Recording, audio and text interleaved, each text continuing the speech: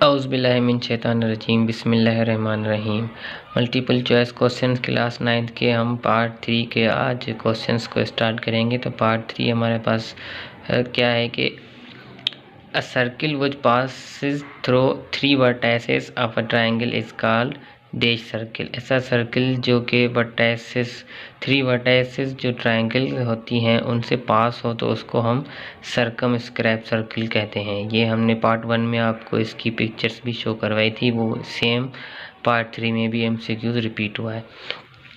अब 26 आपके पास एमसीक्यूज है। A circle which draw opposite to vertex A, मतलब ऐसा सर्किल जो किसी वर्टेक्स के अपोजिट में हम अगर ड्रा करें तो ऐसे सर्किल को क्या कहा जाता है, एस्क्राइब सर्किल। यहाँ पे ए सपोज किया हुआ है, अगर आप बी सपोज करें, सी सपोज करें तो उससे भी आप रिलेशन लेंगे। तो किसी भी वर्टेक्स के अपोजिट में जब आप सर्किल ड्रा करेंगे उस सर्किल को आप क्या कहते हैं, स्क्रैप सर्किल। फॉर एग्जांपल इस तरीके से ये सर्किल आपका बनेगा कि वर्टेक्स ए के अपोजिट में जो सर्किल बनाए तो उस सर्किल को आप क्या कहते हैं, स्क्रैप सर्किल। ये या कभी आपका ये सर्किल इस तरीके से भी बनता है कि ए के वर्टेक्स के अपोजिट में जो सर्किल बना हुआ है उसका शेप आप देख लें और इससे सर्किल को आप क्या कहते हैं, इस स्क्राइब सर्किल। तो अब 27 हमारे पास एमसीक्यूज है कि अ cord passing through the centre of a circle is called the dash of the circle. अब ऐसा कॉर्ड जो सर्किल के सेंटर से पास हो तो उसको आप क्या कहते हैं, डायमीटर। फॉर सपोज इसको भी हम शो करवाते हैं कि इस तरीके से अगर आपके पास ए बी एक कॉर्ड है अभी, क्योंकि ये सर्किल से पास सेंटर से पास नहीं हो रहा, मगर ये ए बी अभी कॉर्ड है। अगर हम इस सेम ए बी लाइन को सेंटर से आके पास कराएं तो वो आपके पास क्या बन जाता है, डायमीटर। नंबर 28 क्या है कि a line segment whose end points lies on a circle. ऐसा लाइन सेगमेंट जिसकी जो एंड पॉइंट्स हैं वो सर्किल पे लाई करें तो उसको क्या कहा जाता है, कॉर्ड। पर सपोज ये भी हम शो करवाते हैं आपको, देखें कि ये आपके पास अभी एक लाइन सेगमेंट है, ये अभी कॉर्ड नहीं है क्योंकि इसकी जो एंड पॉइंट्स हैं वो सर्किल से टच नहीं हो रही या सर्किल पे लाई नहीं कर रही। तो इसको जब हम सर्किल पे लाई कराएंगे, इसकी जो एंड पॉइंट्स हैं इन दोनों एंड पॉइंट्स को हम सर्किल पे जब लाई कराएंगे, अब ये आपका क्या बन जाएगा, एक कॉर्ड बन जाएगा। पहले लाइन सेगमेंट था, जैसे हमने जो इसकी दो एंड पॉइंट्स थी दोनों को सर्किल पे लाई कराया तो ये आपके पास क्या बन गया, कॉर्ड। नेक्स्ट आपके पास एमसीक्यूज है कि the line segment joining the vertices of a triangle with the mid point of the opposite sides are called dash of the triangles. तो ये भी पहले हम आपको शो करवाते हैं कि किस तरीके से इसका शेप बनेगा। तो आपके पास एक ट्रायंगल से ABC ट्रायंगल से अब A वर्टाइसेस है, B वर्टाइसेस है और C वर्टाइस है। इन तीनों वर्टेक्स से आप जो है ना अपोजिट साइड्स पे एक लाइन ड्रा करें। अब वो लाइन जो है ना वो मिड पॉइंट पे आके आपकी अगर इंटरसेक्ट करती है तो ऐसी लाइन को आप क्या कहते हैं, मीडियन। फॉर सपोज अगर हमने सी से एक लाइन ड्रा की, वो AB साइड पे आके मिड पॉइंट पे इंटरसेक्ट हुई तो इस सी पे जो हमने लाइन ड्रा की वो आपकी क्या बन जाएगी, मीडियन। अगर हम बी से कोई लाइन ड्रा करते हैं, वो AC लाइन इसकी अपोजिट साइड है तो इस पे आगे इंटरसेक्ट करती है, मगर मिड पॉइंट पे अगर इंटरसेक्ट आके करेगी तो वो आपकी क्या बन जाएगी, median. The line segment joining the vertices of a triangle with the mid point of the opposite sides are called dash of the triangle. अब ऐसी लाइन सेगमेंट जो हम वर्टाइसेस से ड्रा करें और जो अपोजिट साइड पे आके मिड पॉइंट पे टच हो तो उसको हम क्या कहेंगे, मीडियन। ये मीडियन की डेफिनेशन है।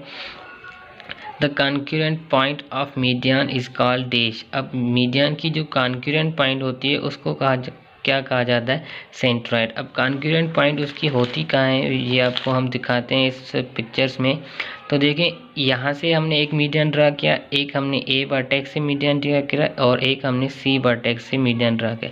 अब ये इस पॉइंट पे आके इंटरसेक्ट कर रहे हैं तो इस पॉइंट को हम क्या कहेंगे, सेंट्रॉइड, क्योंकि ये मीडियन की कॉन्क्यूरेंट पॉइंट है और मीडियन की जो कॉन्क्यूरेंट पॉइंट होती है उसको सेंट्रॉइड कहा जाता है। नेक्स्ट आपके पास है the line segment which are perpendicular from the vertices to the opposite side of a triangle are called dash. अब सेम लाइन सेगमेंट है मगर ये क्या कह रहे हैं कि जो अपोजिट साइड से उस पर परपेंडिकुलर की एंगल बनाए, मतलब 90 की एंगल बनाएंगी तो उस लाइन सेगमेंट को हम क्या कहेंगे, अल्टीट्यूड्स। फॉर सपोज ये भी हम आपको शो करवाएं तो देखें कि आपके पास सेम ट्राइंगल है ए बी सी। अब यहाँ पे बी से हम ऐसी लाइन ड्रा करें जो कि ए सी से आके 90 की एंगल बनाए। अब सी से भी हम ऐसे ही कोई लाइन ड्रा करें जो ए बी भी आके 90 की एंगल बनाए, और यहाँ से भी हम ए से ऐसी लाइन ड्रा करें जो बी सी पे जाके 90 की एंगल बनाए। अब ये L1 भी एक परपेंडिकुलर है, L2 भी एक परपेंडिकुलर है और L3 भी परपेंडिकुलर है, क्योंकि ये तीनों वर्टेक्सेस से जो अपोजिट साइड पे लाइन एंगल बना रहे हैं वो क्या है, परपेंडिकुलर है। अब इसका जो सेंटर होता है, मतलब इसकी जो इंटरसेक्टिंग पॉइंट होती है उस पॉइंट को क्या कहा जाता है, आर्थो सेंटर। ये भी आपका नेक्स्ट MCQs आएगा तो इसमें ये बात भी समझ लें कि जो अल्टीट्यूड होगा उसकी जो इंटरसेक्टिंग पॉइंट होगी वो आपकी आर्थो सेंटर कहलाएगी। If a straight line intersect a circle in 2 points, the straight line is called dash। अब अगर स्ट्रेट लाइन है जो सर्कल की 2 पॉइंट्सों को इंटरसेक्ट कर रही है तो ऐसी लाइन को हम क्या कहेंगे, सेकेंड। फॉर एग्जांपल ये देखें कि आपके पास 3 लाइनें हैं, L1, L2, L3 और L4।